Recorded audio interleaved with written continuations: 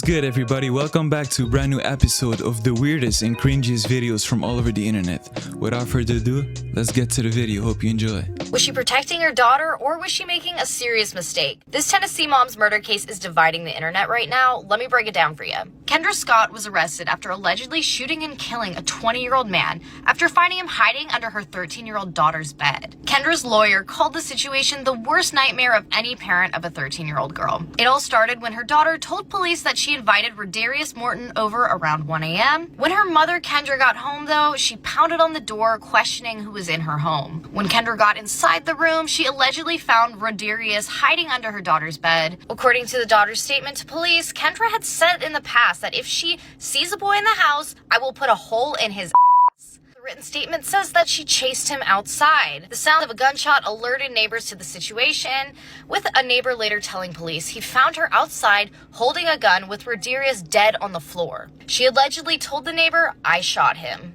The case has since exploded online. Some believe she acted like any parent would, but others argue that once the man was outside, deadly force was not justified. She's now charged with first-degree murder and employing a firearm during the commission of a dangerous felony. Kendra told police, "I did what I had to," according to the written statement, but whether her actions were legally justified is now a question for the courts. I mean, yeah, inviting random dudes at 1 in the morning to your mommy's house is a very good idea. Now he's dead and everybody's in jail. It's not funny, I don't know why I'm laughing. Solve mysteries that will make your skin crawl. In early August 1963, 4-year-old Bobby Pankin and his family went on a hike in Washington State. There was a trail that led down to a waterfall that Bobby's mom wanted him and his brothers to see. And so she set off down the trail with her 3 boys, and their father stayed behind. As they headed down the trail, it became apparent that not many people ever went down this path. The forest was super dense and it was hard to see where to go. But once they found the waterfall, 4-year-old Bobby didn't really want to go down the hill to see it. And so his mother told their middle brother to stay behind with him. Bobby's brother didn't really want to babysit him while his mom and their older brother were down exploring the waterfall. And so after a couple of minutes, he decided to leave Bobby behind and go explore. Their mother was mad, and when they went back up the trail to find Bobby, he was gone. They searched and yelled out his name, but there wasn't any reply. Police conducted a 7-day search for Bobby and they couldn't find anything. Nothing, not even blood, was left behind. And after almost 60 years, the mystery has never been solved. What do you think happened? I can confirm that this is a true story. In 2004, a 16-year-old boy who was staying with a friend in their cabin up in New Hampshire was having a hard time falling asleep. Around 3 a.m., he was still awake, and he remembers thinking how eerily quiet and totally pitch black the house was. And that's when he heard it. The front door opens and someone comes inside and begins walking through the house down the hallway right outside of his door where it stops. The door opens and the boy is instantly petrified because in walks this tall, shadowy figure that marches to the center of the room and then bows onto the ground and disappears. The boy stays up all night, terrified that this thing's gonna re-emerge and just look at him. Finally, he hears his friend's mom making coffee in the kitchen, so he runs out to tell her what happened. The whole time he's explaining what happened, she's just looking at him with sympathy in her eyes. And finally she says, "My husband visited me last night too." Her husband was dead, and I was that 16-year-old boy.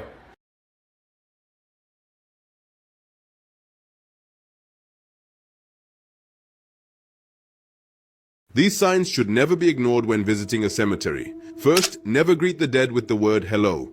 That word is meant for the living. The dead cannot answer, and spirits may take offense and start seeking revenge. Second, never eat anything that has grown on cemetery soil. It belongs to the dead, and if you take it, spirits may come to you in dreams or visions, demanding what's theirs. Third, never go to the cemetery with your hair down. Loose hair is believed to attract entities that can attach themselves to it and slowly drain your life energy. Fourth, never walk straight home after visiting a cemetery. You must stop somewhere first, a store, a cafe, anywhere, to leave the energy of death behind. Fifth, never raise or move crosses in the cemetery, and never call upon someone else's sorrow. Doing so invites darkness into your life. Sixth, never leave your personal belongings behind. If you do, they'll belong to the dead now, and they'll take a piece of your soul with them. Seventh, never clean someone else's grave. You're entering a space where you are not welcome. And finally, never visit the cemetery on the birthday of the deceased. It's believed that on that day, the dead demand a gift, and they may take a living soul instead. Tell me, did you know about these rules? Write it in the comments. I read every single one. And subscribe to me so you don't miss the next creepy story. First of all, if you need to be told not to eat stuff in the cemetery, I mean, you're slow mentally and you need psychiatric help. Who's out here walking in the cemetery in 2026 eating stuff off of tombstones? Like, y'all are good mentally?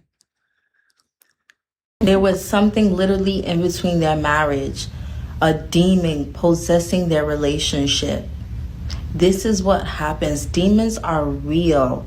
Demons are real. Don't allow people to literally tell you they're not. This is what happens, and it causes problems and is issues when the whole time there's a whole entity behind the issue. If you love Hello Kitty, I'm about to ruin it. So this right here might be the most haunted Hello Kitty doll that has ever freaking existed. So it all starts when a 14-year-old girl goes to the police and she's like, help me, there's a woman trapped inside my Hello Kitty mermaid doll and it's haunting me. The police investigate. The police never really believed her until they looked inside the Hello Kitty doll and they found the decapitated head of a woman inside, which belonged to Fan Man Yi, who was a local hostess at a nightclub. And one day she was so desperate for money and drugs, she decided to steal the wallet of one of her clients, and it contained thousands of dollars inside.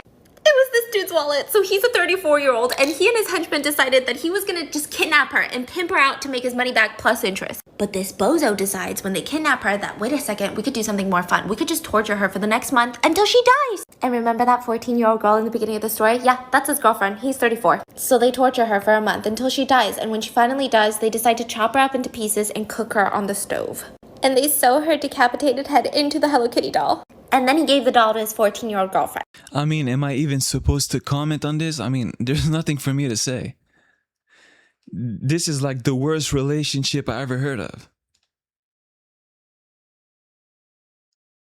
Like, you already cooked and boiled the remains of her body. Why like stop at the head and stuff it inside of a plushie? Like, why not? Man, I'm confused. And I also apologize for laughing once I heard that there was a head in the Hello Kitty. I had no idea it was this serious. My apologies.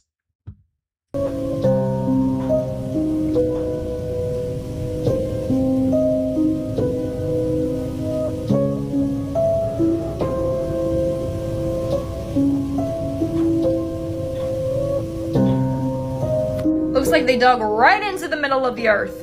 At least, that's what I thought when I first saw the video. Explanation coming in, part 2.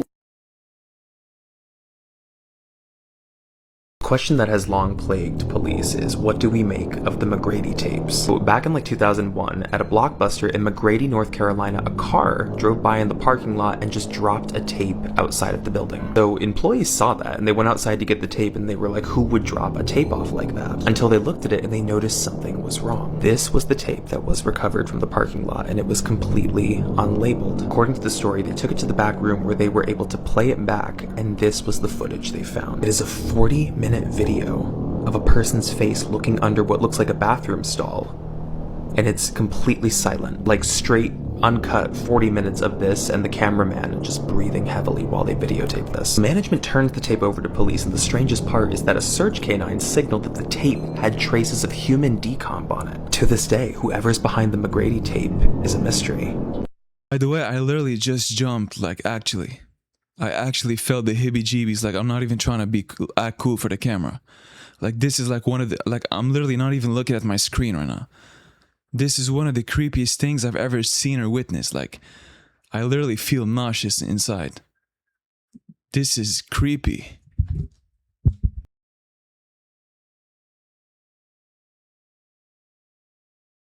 Here are some unexplainable mysteries found in the sky. Number 1, the Black Knight satellite. In 1960, in Earth's orbit, photos were taken of this satellite. But after photos were taken of this satellite, it totally just disappeared in thin air. It even disappeared off all radars, and nobody has found it till this day. Number 2, the sky spiral. This mysterious light popped up one morning in Norway. It started off as an ordinary beam of light in the sky, then it transitioned into a perfect spiral. But then it seemed like it got swallowed by a black hole. Number 3, skyquakes were heard around the world. This same crazy mysterious sound was heard all around the world from the sky.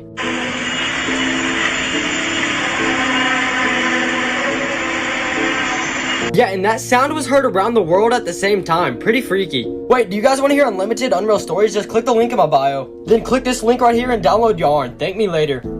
Creepiest Unsolved Mysteries of World War II, Part 3. Pearl Harbor, Ghost Plane. On December 8, 1942, U.S. planes were sent to investigate an unidentified plane. When they arrived, they saw that the mystery plane was a Curtiss P-40 Warhawk, the kind that had been used by the American forces in the defense of Pearl Harbor and not been used since. They said that the plane was riddled with bullet holes and that the pilot could be seen inside, bloody and slumped over in the cockpit. Though he is said to have waved briefly at the other planes just before the P-40 crash landed. When search teams explored the wreckage, however, they found no body and no indication of a pilot. How much money would they need to pay you to spend one night, overnight, in the pitch dark with nothing but a flashlight in this flooded, abandoned hospital where this area used to be an autopsy theater? For added trauma, here's some other photos of some abandoned, flooded hospitals. Yay! This looks exactly like the basement where you fight the Rat King in The Last of Us 2. Oh my god. Who wants to swim in the still water and get 75,000 brain-eating amoebas? No, because imagine this place in the pitch dark with nothing but a flashlight, having to stay here overnight, sloshing through the water of still water where it's disgusting, and fighting ghostesses. And where the floor just completely falls out from under you. This is one of my nightmare situations. Even if it was just this room alone, the fact that autopsies used to be performed there, where like, I guess medical students could sit and watch it, and now it's completely flooded, and you just know that there's like at least 5,000 ghosts in there right now. This is like the most disgusting and creepy building on the planet, yet this lady's like, she seems so happy and excited about it. Like she's talking about this is her nightmare, while having the biggest smile on her face. Like, make your mind up, lady. Are you creeped out or what? Man, this is making...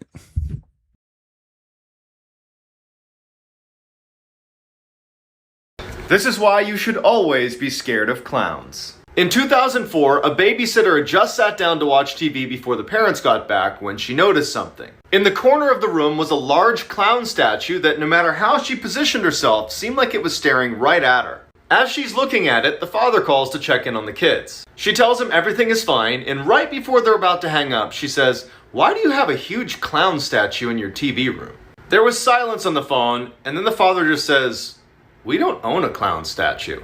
She immediately drops the phone, runs upstairs, gets the kids, runs outside, calls the cops. Cops go in and come out with this guy. As the police are taking the clown away, one of the officers comes over to the girl and with a very grim look on his face just says, "We found him underneath one of the kids' beds. He was holding a sharpened screwdriver." There's something probably watching you right now, and it's probably closer than you think. And I'm going to show you just what it could be. I've shared this picture only one time before. It was submitted to me by one of my followers a few months ago. And I had a lot of people who messaged me saying that this picture disturbed them quite a bit. This is a picture of a demon who is trying to manifest as a young girl. And I will warn you right now before I show it in just a moment, if this stuff freaks you out and you think you may have trouble sleeping, just keep scrolling. So if you're still here, I assume you want to see it, and I'm going to show it to you. And I want to show you two pictures. The first one is a little blurry. It's the one taken before where you can't see much. It's kind of blurry, out of focus. But in the second picture, it's plain as day. Again, last chance. If you want to keep scrolling, right now is your opportunity. Okay, I warned you.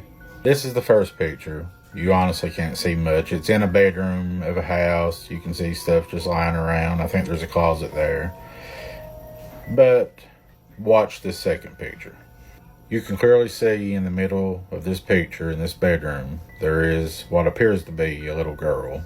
Only it's not a little girl. This is something demonic. You can tell it's got unusually unproportionate long arms, like ridiculous. But you can make out the pink dress, the long hair, the facial features are distorted. This is one of the freakiest ones that I've seen in a long time. I've had a lot of people ask me about this, but I warned you guys. If you have any paranormal evidence you'd like to share, my email's listed in my bio. Thanks for watching. Have a great day. God bless. There are currently 2,331 U.S. inmates waiting to be put to death. The average length of time a prisoner is on death row is 16 years. Here's what the last 24 hours before execution look like. Around 8 o'clock on the night prior to execution, the prisoner is taken from their cell to a cell closer to the execution chamber. This room is known as the death house. When asked about this trip, one security guard said, "It's very somber." He said, quote, "We all know where they're going and we all know why." At 9 o'clock, it's lights out, although most prisoners will say that they spent this time not sleeping but reflecting. At 4:30 the next morning is their final wake-up call. Prisoners can spend the next few hours with family, the chaplain, or making phone calls. At 8 a.m., visitors must leave, and the only person the prisoner can speak with is the chaplain or the guards. At 10:30 a.m., lunch is served, and they will typically eat whatever the rest of the prison is eating. From 10:30 to 3, they can read or self-reflect.